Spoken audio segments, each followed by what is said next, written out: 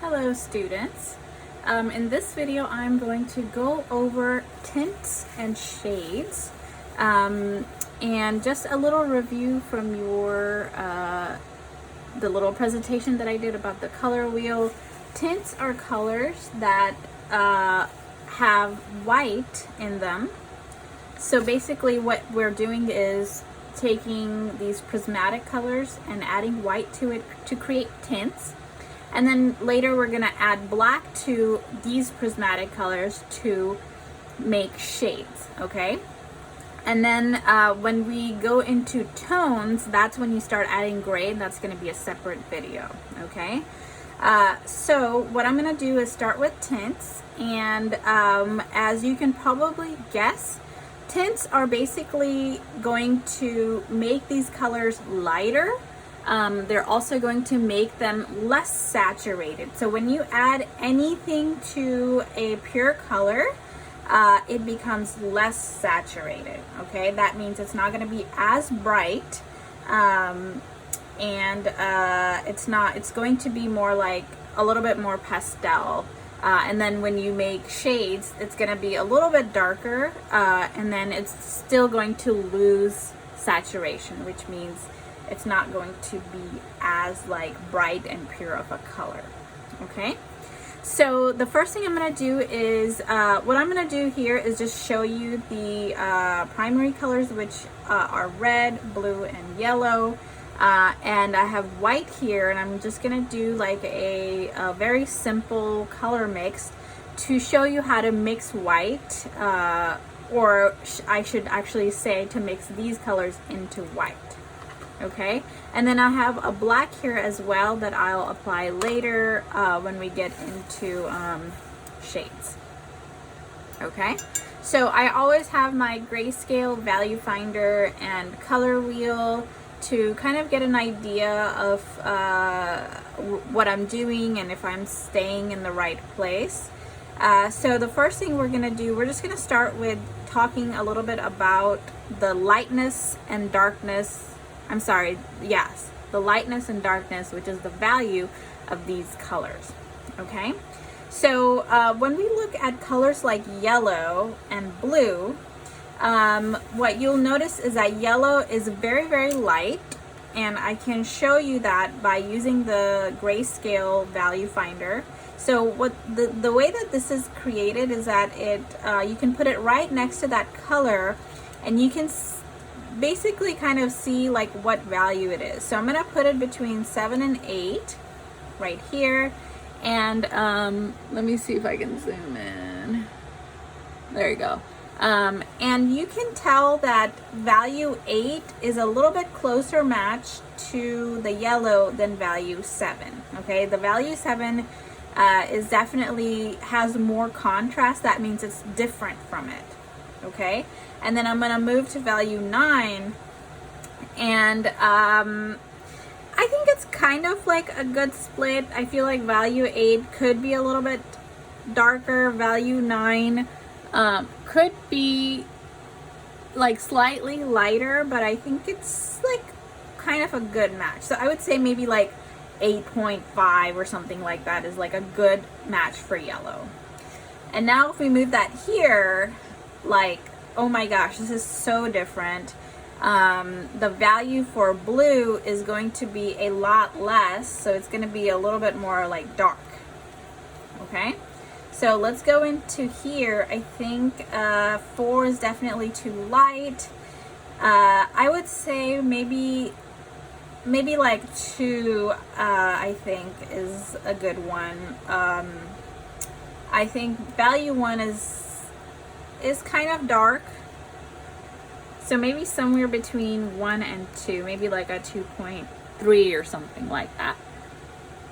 Okay, so it's obvious that blue is a lot darker than yellow, and it's important to know that, and it's important to know like how different they are, because that will determine how you're mixing colors as well. Okay, and then we have red, which I think is kind of like in the middle. Okay, I would say it's kind of like a, between like 3 or something like that, 3 and 4. okay?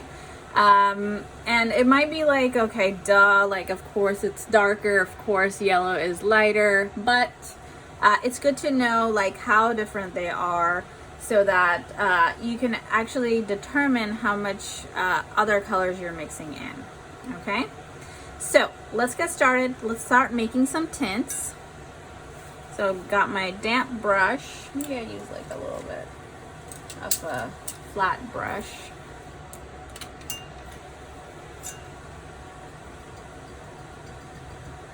Make sure my brush is like super clean because I'm working with light colors, and that means if I have like, you know, like a gray or a black in my brush or some kind of a dark color, it might, you know, kind of make a difference.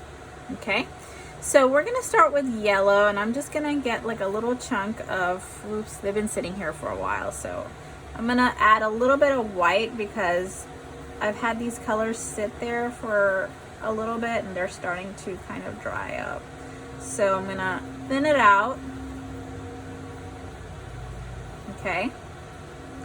And as a rule of thumb, you want, when you're mixing colors, always start with the base of the lighter color and then add the darker color to it very little bit at a time. Okay. So here, white is of course the lightest color that I have. And I'm gonna add a little bit of yellow to it, just a little bit at a time, to create my tint. Okay. So I'm just gonna start applying.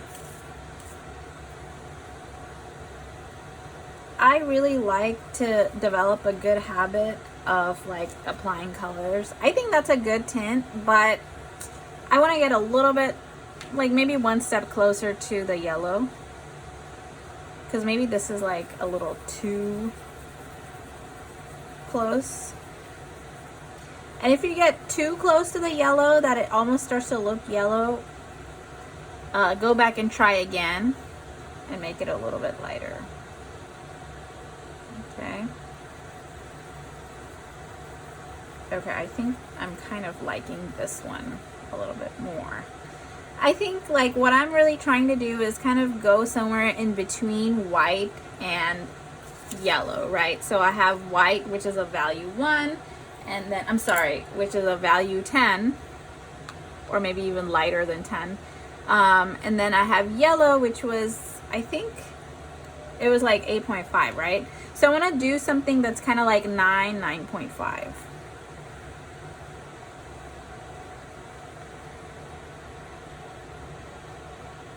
I think that's pretty good. So I'm gonna stick with this. So once you come up with your color, you can, you know, of course, apply it to your rough color wheel, and then just kind of like, you know, save that idea for when you do your like nice color wheel, your creative color wheel. Okay.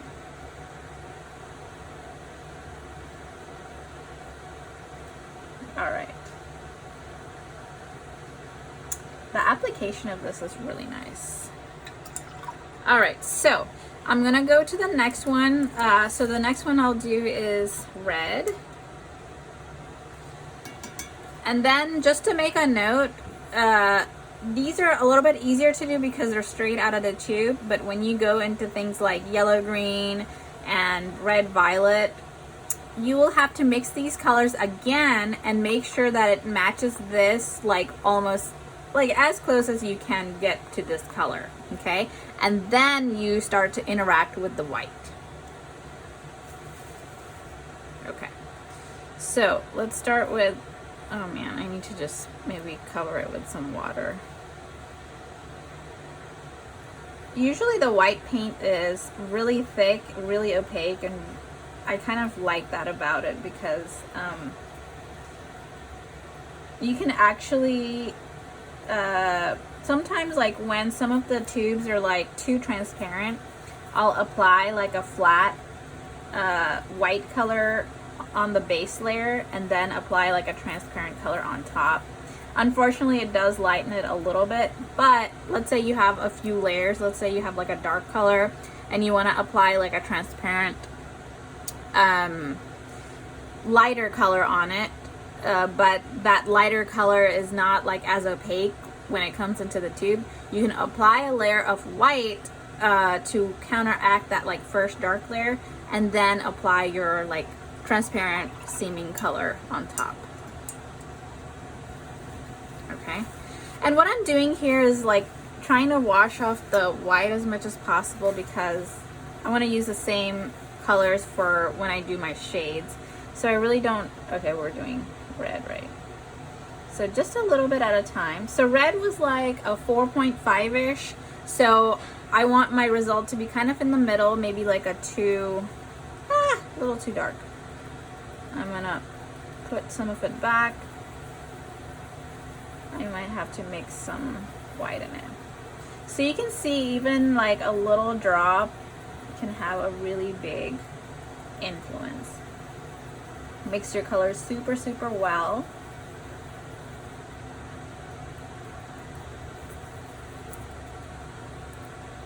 You know, this is looking kind of pink. Oh yeah, I remember when we did this red color, we actually added a little bit of yellow into it. So I am going to do that. Oh, I should have done that before, but I think it's okay. Just to kind of make it a little bit more like a neutral red, as opposed to like a super warm red or a super cool red. This is more of a cool red. Okay, I think this works. I think that's, maybe it needs a little bit more. Okay, I think that works really well. All right, so what I really should have done is made that red first, try to get closer to it, and then start adding white. So I apologize about that, but do as I say, not as I do, right? All right, so we're looking for, so red was like, what was red? It was like 4.5, right? So we're looking for, I'm sorry, I don't know why I said 2. I always think like 1 should be white and then 10 should be black, but anyways. So we're looking for somewhere in the middle, like that would be like 7, 7.5, something like that. And I think that that is pretty good. I think I can add a little bit more white to it. I want to make sure my white doesn't get tinted accidentally, just because I want to use, you can always use a separate brush if you have like a bunch of brushes that you're working with. So usually to lighten colors, because I went a little too dark, you're gonna have to add a good amount of white. It's not gonna be like a drop. Okay, I think this is like pretty good.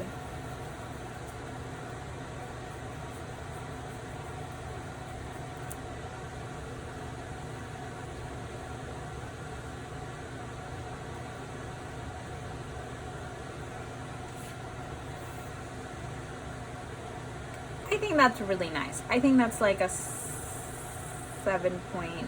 It's kind of like a little less than 8, like a 7.7 or something like that. I think that's good, so I would just go with this.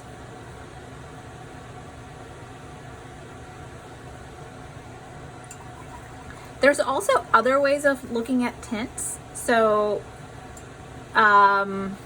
instead of trying to go right in the middle, you can also try to make sure that all of the tints match in value. So you can always do like, take the lightest color, which is yellow, because you can't really play around. The range that you get with tints for yellow is very small because it's already so light. Let's say you go with like a value 9.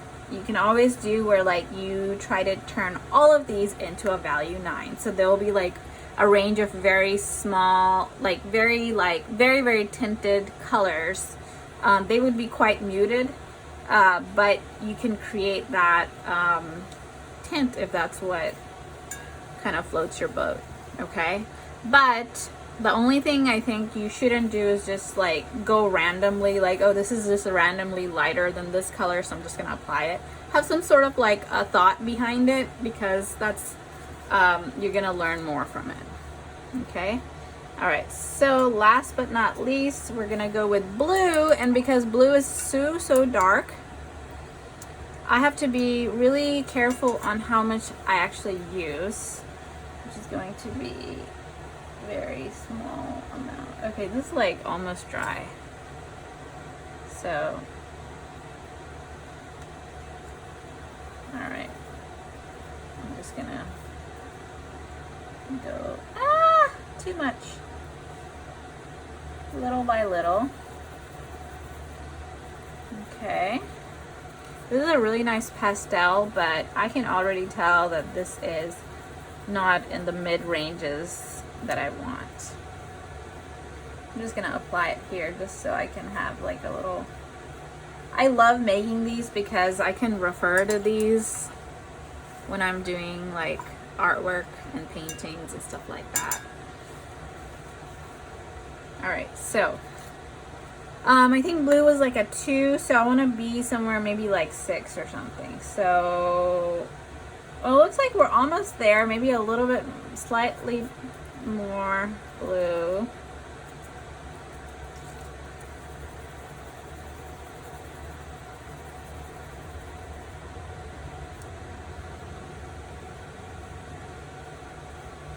That didn't really make a difference.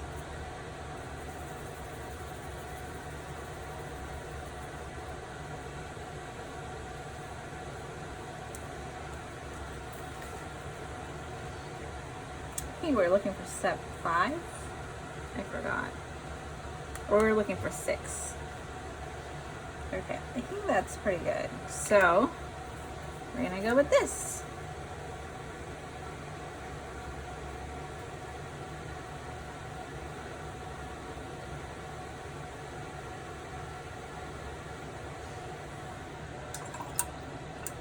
You're gonna love how tints apply because the white is so nice. But of course it depends on your brand as well. If you're not using this one, the white, I can't really say much about it. But in my experience, whites are usually pretty opaque, and they're kind of nice. All right, so here we go with creating shades. I'm just using a little bit of black because I know I'm probably not gonna need that much. Okay. And I'm just gonna, what I'm doing is just going to start mixing the black into the original color. I might have to redo the blue because I can clearly see that I accidentally mixed white into it, and I don't want it to become a tonal thing. Okay, so rule of thumb, start with light, add a little bit of dark, and when it's so dark, just add like, just add just a little bit at a time. If you get too much on your brush, just kind of put it on somewhere else. The yellow is like super dry, so I have to mix some water, but not too much water. I'm just going to use a second brush to pull a little bit of black here. That way I don't mix my yellow in there accidentally.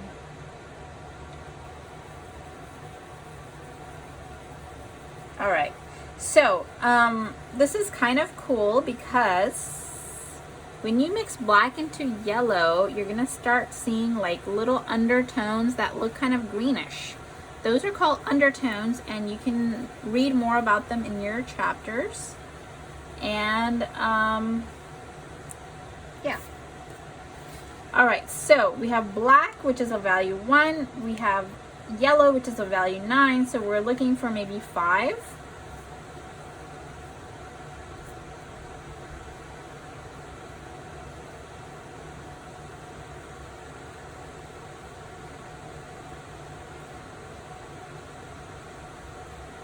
So you will notice that it does get like a little streaky. So that's why I was talking about like white is just so nice to apply because it's so even. All right. I think that is really good, and I am lucky that I didn't accidentally darken it because then I would have to start all over. Or I can add like tons of yellow into it to lighten it up, but I'd rather just start over than add like a whole bunch of yellow. All right, so that's my final one. Let's go to red, and where's my yellow? Oh, there it is. So last time we kind of messed up and we just kept this like cooler shade of red, which I didn't want to do. So we're gonna create this red that just has a little bit of yellow, but always remember to start with light and then add dark colors to it. Even if you think you can like get away with it, a lot of times you might not get away with it. You see how like I just added like a little bit of this cool red, but because it was so dark, like it just took over. I think I need to make it a little bit more neutral. It's like looking a little bit warmer than this one. So I'm gonna keep going until I feel like I think that's pretty good. Let's try it out. Testing.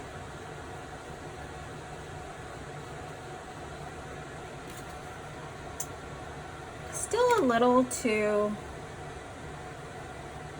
warm. All right.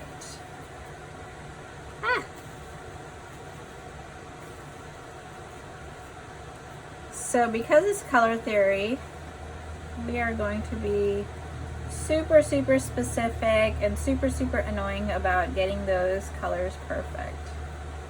That's the whole point, right? All right, I think that's pretty good.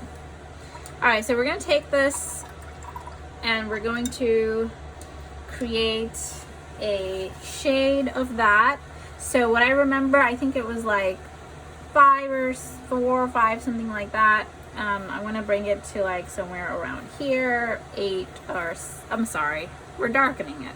So between 4 and 1, we're gonna do like 2.5 or something like that.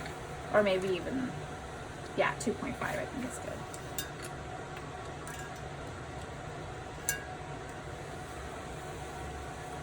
So bring some black over here. Save some for that blue, and then add, oh my gosh, I think I made it too dark, but let's try it. Might not be.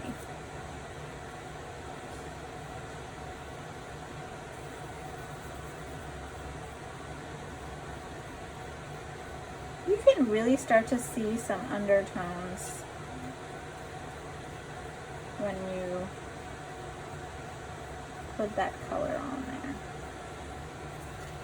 All right, so we've gotten too dark, so I'm gonna start over. Unfortunately, let's mix that yellow again.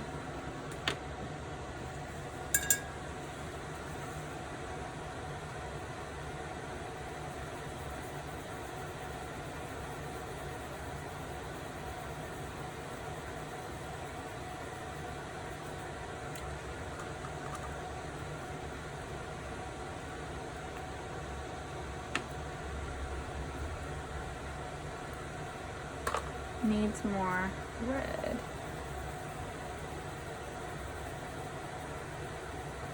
Mix it really well, because the red, my red is like, it has like liquid and solid pieces floating around. So you really have to kind of smush them with your brush.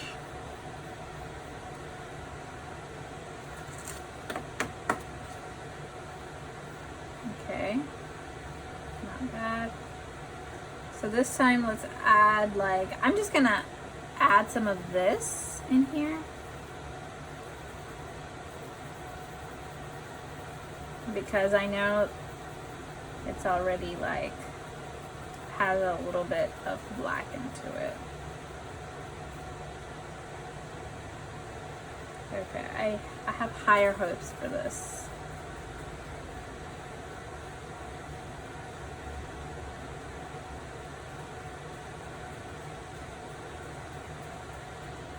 All right. So I think that's a good one. It's somewhere between 2 and 3, and that's what we're kind of looking for. I think it matches 2 a little bit more. 3 has a little bit of contrast, but it's still like, I think it's kind of in the middle. So we're just gonna go with that. All right. All right. Last but not least, we have blue. And with blue, we're gonna have to stir it over.